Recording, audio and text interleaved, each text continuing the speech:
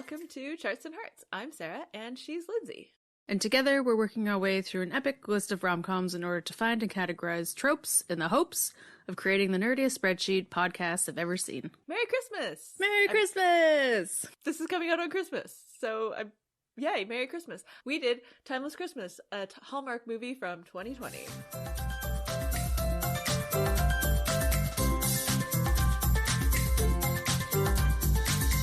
Hooray!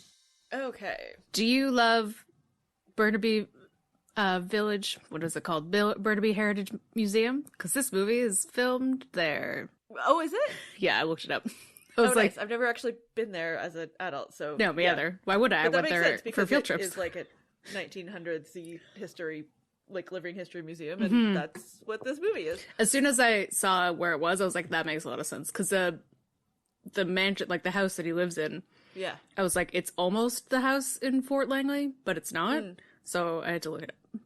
Yeah, because otherwise I would have just assumed it was all Fort Langley. They film a lot of Hallmark movies. Yeah, here in Vancouver. Yep, like a lot. A lot. Like, you can drive around and be like, oh, it must be Hallmark filming season because there's fake snow in like 47 places. Yeah, there was definitely times when I would be walking home from the big train station in the middle of summer and being like, why are there wreaths on all of these buildings? Yeah, I've seen that too, or like the old-fashioned buildings out at UBC. Yeah. Like where I went to university, you'd see like, oh, they're decorated for Christmas and it's September. Yep. Yeah. Or May or something. Something. Anyways, yeah, this movie is fine. Yes. It happened. It happened. Yeah. And I don't know how we got into accidentally picking a bunch of time travel movies? But we did. And maybe I think we're going to take a break from time travel movies because I'm really done with talking about how everybody would have smallpox. I know. I have like same problems. This guy probably wouldn't get smallpox was mostly, it wasn't done, but it was like less of an issue in the 1900s. But so this guy is in 1903 in, I think, like upstate New York, maybe? I think so. They do say Manhattan at some point in the beginning. Yeah. It's never really said. His fiance's parents are in Manhattan. Yeah. So, yeah. And he hates the city, so that's probably Manhattan. He hates Christmas. Yep. He hates joy. Yep. Sound familiar? Yeah. Yes, you're watching a Christmas movie. Yep. He's grouchy, and then he buys a Christmas clock for his fiance, who he doesn't seem to really like, but he's feeling the societal pressure of being a wealthy man in his early 30s and doesn't have a wife. And I was like, maybe he's gay, but that doesn't seem to be. It's a Hallmark movie, so no. It's not what happens. So then, he fixes the clock because it's broken, and then time travels to 2020. Yes. To find true love. He ends up in his mansion, which has been turned into a historical reenactment mansion, even though there's like no historical significance to him other than it was a mansion in this small town. Yeah, and then he like ran the steel mill, but then because he disappeared, somebody else bought it and then was very successful. So like, why doesn't that person have a mansion? Exactly. Like a museum? Yeah. So he meets this person who wrote her PhD thesis on him, even though he didn't do anything. He disappeared when he was 30 before he did anything. Like, he was a small-time inventor and he had a steel mill, but like, yeah. Anyways, and then so he meets her. She is one of the historical reenactors and also runs the museum, and hijinks ensue, and then they fall in love, and he stays in the 2020. And like, by hijinks I mean very little hijinks. Yes. It's a 90-minute movie. Yeah. Not a lot of hijinks, not a lot of drama. Nope. Okay, where should we start? So there's one thing in the beginning, in the 1903 stuff with his, like, there's a lot of obviously inaccuracies about how they dress, and it's very weird and all of that stuff. But then he's like, has a very close relationship with his maid, who should, like, the way that they act and stuff, like, why isn't she your housekeeper? Why are you calling her your maid? Yeah, no, she's much more a housekeeper. Yeah, and then he's like, you are so much more than a maid to me. And I'm like, yeah, but do you pay her for that? And also, like, you know that, I mean, he's never going to fall in love with her, not just because she's the maid, but because she's like 35.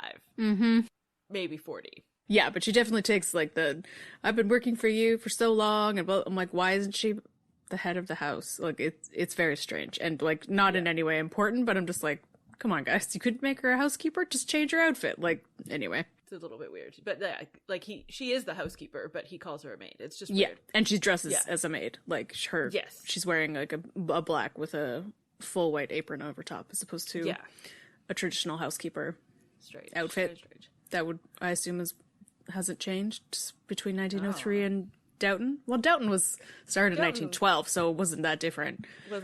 Yeah, no. I mean, everything I know about housekeepers in the early 1900s, I learned in Downton. Yeah, like everybody else. Exactly.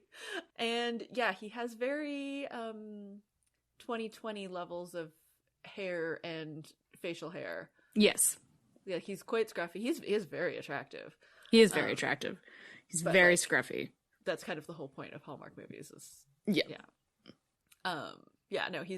very attractive, but he doesn't look like, his clothes maybe are right, but I mean, sure they're not, because I'm not an expert, but like nothing about him looks like it came out of 1903. No. Yeah, and so then he goes to the future, and in order to convince her that he's from the past, he tells her that he's got a Chekhov's under the floorboard secret thing where he hides his journals for some reason in his private study in his mansion. Nobody knows. Yeah, especially when he disappeared suddenly. Like, and this is like, she finds the journal that was in progress that he was working on the day he disappeared, and he put it under the floorboards before he left. Yeah. And then she goes to look at them. She opens this floorboard that hasn't been touched in over 100 years, and she's a historian with a doctorate in this man and in history, whatever, and just reaches in and grabs them all up. I'm like, what the F are you doing? Doesn't even like take a picture of how they were found. Nothing. Rifles through a 100-plus-year-old journal without gloves on. Like, without even washing her hands? Yeah, even, like, regardless of the historical, like, preservation issues, like, it's literally covered in spider webs. So, like, just from a grossness point of view. And also, like, it's under the floorboards. In the 120 years, had they never refinished the floorboards? Replaced the carpet? Like... Yeah. Yeah. Like, I was just reading a book about someone who's a historian, and the whole thing was about, like, it was like from, like, now to the 20s, like the 1920s. So yeah, less than this time, and it was all about handling pages carefully and washing their hands and not getting 2023 shit on it. And just like, what are you doing? So weird. I'm so mad at her for that. Oh, yeah. So, yeah, I feel like both of us, our issues with this movie are the entire premise of the movie. Like, the two main characters, their chemistry's fine. Like, they have a believable romance. But prior to that, all the lead up to it is just ridiculous. So, yeah, so the prophecy or the MacGuffin on the Christmas clock is that I don't really understand, but if there's a Christmas moon and the clock is going, then you will time travel to meet your love at the next Christmas moon? It doesn't say about the next Christmas moon, because there's definitely you'll meet more your love at a Christmas moon. I don't know. It doesn't really, it's only two lines. Really it doesn't really have a lot of detail. No, but also, so then they talk about, well, what is a Christmas moon? It's a totally made up thing, but they're like, a Christmas moon is like a blue moon, but at Christmas. Yeah. Nope. So the lunar cycle is 29 and a half days long. Mm-hmm. So you cannot have a blue moon on Christmas. The 29th of any month. Yep. Of any month. Uh-huh. So you cannot have a Christmas moon on December 18th or even December 24th. You could have a New Year's Eve blue moon. I feel like that's probably a thing that has happened and people got very excited. Probably. I was just going to ask because you were saying 29 days. I'm like, has there ever been a leap year full moon? Blue moon? Because that would be I don't know. Intense. There are sometimes they call it like a black moon when the month of February has no full moon because January and March both have blue moons. Oh, yeah. That can happen. That'd be cool. But also the monthly definition of a blue moon, when I was looking this up, I went down a whole rabbit hole. Sorry, you get to hear about it now. I'm into it. The monthly definition of a blue moon was a mistake from somebody misunderstanding a farmer's almanac talking about moons, and it was published in 1946. Yeah. So before 1946, the concept of a blue moon was basically when there was an extra full moon in a season. So a season of 3 months normally has 3 full moons, but occasionally a season will have 4 full moons, and so they call the third one, I don't know why it's the third one and not the fourth one, but they call the third one a blue moon. Oh. And that's the like traditional definition of, and so in 1903 that would have been what it was called. But like nobody other than like farmers' almanacs or people who cared about the moon, like church people who like had moon, like lunar calendar, religious holidays and stuff, care about moons, and that's kind of about it. Yeah, and he's he runs a steel mill, so definitely like he didn't make the clock, but still, no. But the odds of him knowing what that was would be slim. Yeah, and when he's in our time, her mom explains, she's like, it's a Christmas moon when the second full moon lands on Christmas. I'm like, okay, that's not possible. But also, he time traveled on December 18th, which is also not Christmas. Yeah, how is that a Christmas moon? So that's not a Christmas moon. Just like, why? Why did you have, just don't make it like this. Take the moon out of your equation and make it something else. A Christmas moon, like, couldn't it just be a full moon? And so maybe he time traveled and then he can time travel back also on a full moon. Oh, full on full, like, I don't know. It's just like, or like, frequency when it's the weird northern lights. Like, make it that. Like, you know, there's so many other things.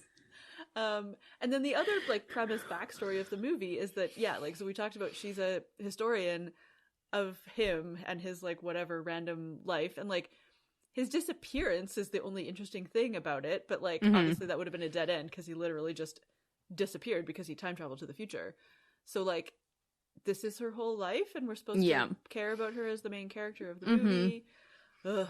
And she's like, and she's up for a job at the university and she doesn't want to do it, which is perfectly acceptable and like whatever, choose your jobs. But she's like, I have so much more to do at this museum. I'm like, who is going to this museum? You're like booked, busy for you're booked full in a small town to learn about a guy who didn't do anything and his boring mansion. Yeah. Why? That sounds like the worst 4th grade field trip ever. Pretty much, except it's only adults that ever go to this museum. I know. Because it's like a Hallmark movie and they don't want to hire children, I'm assuming. As a child who probably went into this museum at Burnaby Heritage Museum and was super bored, why would you go as an adult and pay for it? And the Burnaby Heritage Museum at least like covers more than just the history of one person. One random guy. Oh boy. Okay, well, so then, they meet and they start having chemistry because obviously... Of course. It turns out that she's like the great-great-great-granddaughter of his housekeeper maid. We're going to call her a housekeeper. Yeah. Of course. Like, why? I don't even... Like, why? I don't know. Why? Like, it's just... Yeah, it's weirder. It was so that there was a way for him to... Even though it was like the most contrived way for him to discover that his fiance, who he didn't even like in the first place, married his business rival.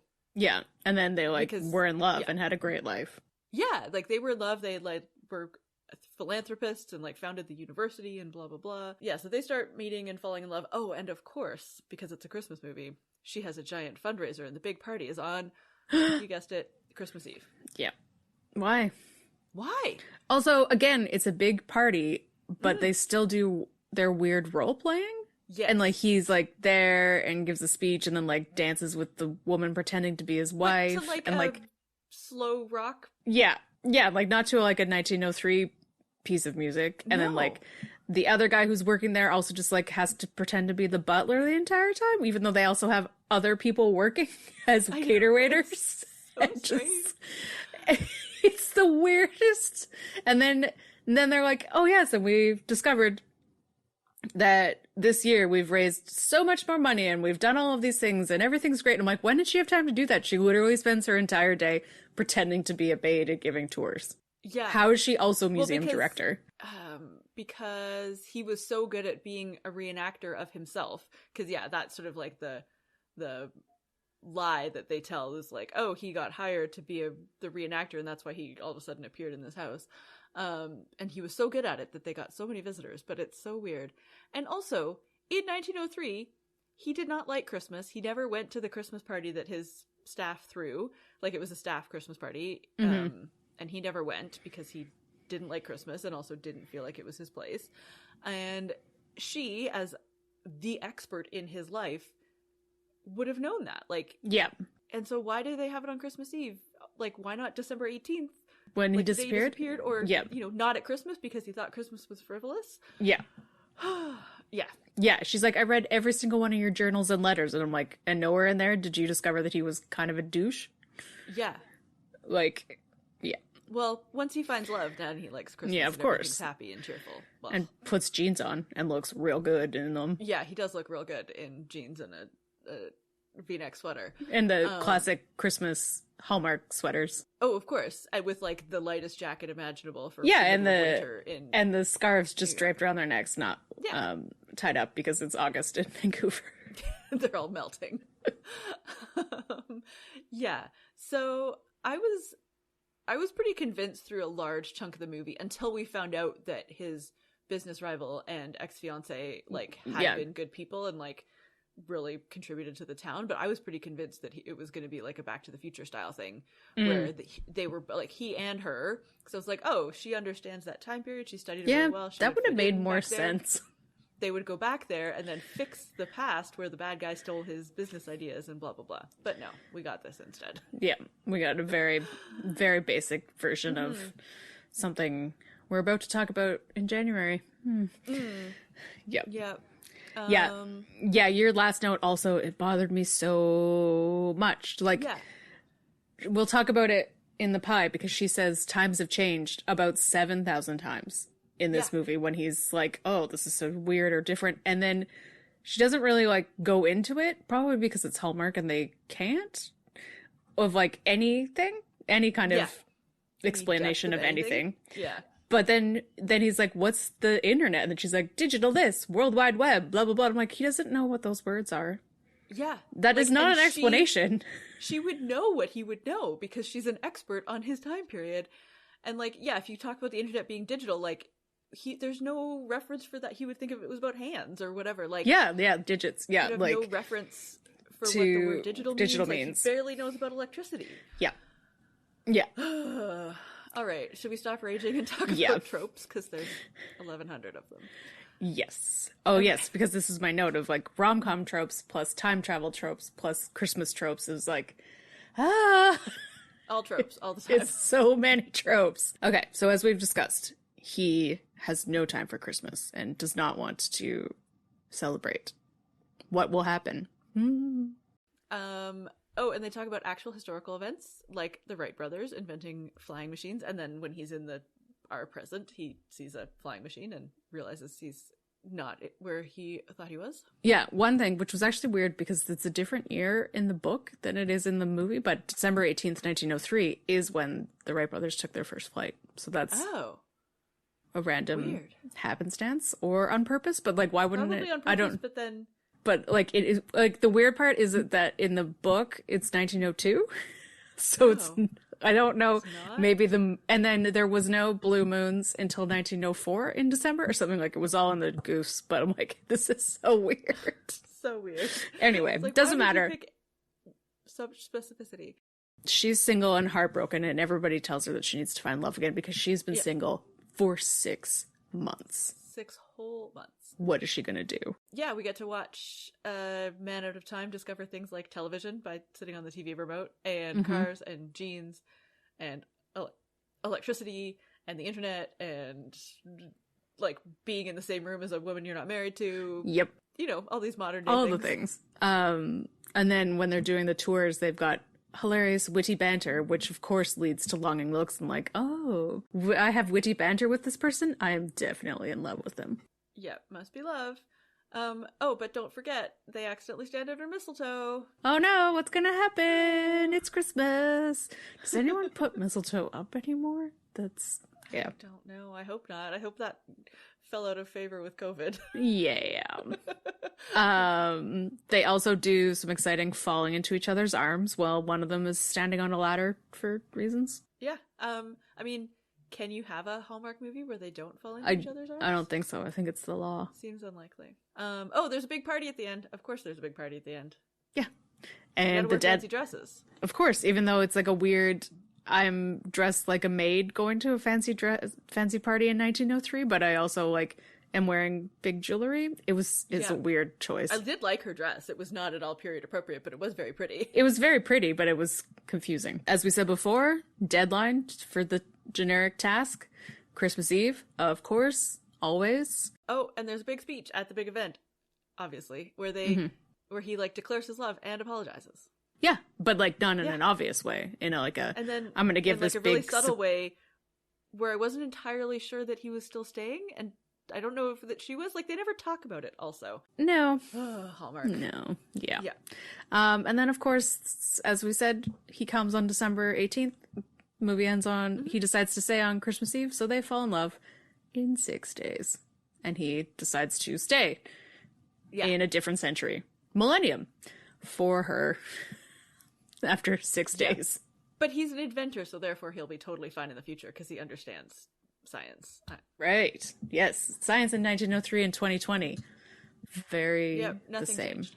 Yep. Lindsay, does this movie pass the Bechdel test? Kind of. By default about random things, but like she does talk to her parents and therefore her mother about her job. And I think she talks to her coworker who is the historical reenactor of the fiance about like work and like acting career stuff. Yeah, I feel like it's just like by default in 2020 movies have women in them that interact. Like it's harder to pass. Yeah, it's harder to fail the Bechdel test when there are things like that in it. I don't know. Yeah, and also like because she has a career.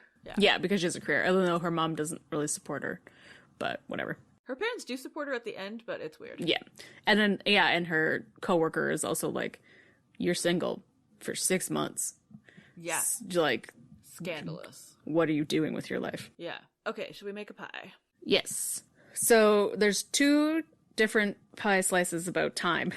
They're very specific. So there's a lot of references or mentions of time. Like, they're just like, we're running out of time. Who has the time? Yeah. Blah, blah, blah, time. Blah. And I'm just like, okay, we get it. This movie is about time. You've time traveled. Yep. I don't know, like 40%? Yep. Okay, and then next up we've got like references to the fact that things have changed, maybe for the better, but maybe for the worse, because we send Evites instead of fancy invitations on paper that people save as souvenirs. Yeah. Yeah, he was like, oh, maybe that's too bad or something. I'm like, really? This is the hill you're gonna die on? Evites? Yeah. Like 30%? Yeah, because she says times have changed a lot. A lot. Yeah. And then there's also just the concept of times. Yeah. And even at the end, when the last time she says it, like she's tired of saying it. Yeah. And then historical artifacts. There's just so many of them. There's the clock. Museum there's pieces. Yeah. His random desk stuff because his shaving kit that he pulls out from, I'm assuming, behind glass and thinks is going to be still good to use. Cool. Gross. Yeah, so that's another 30%.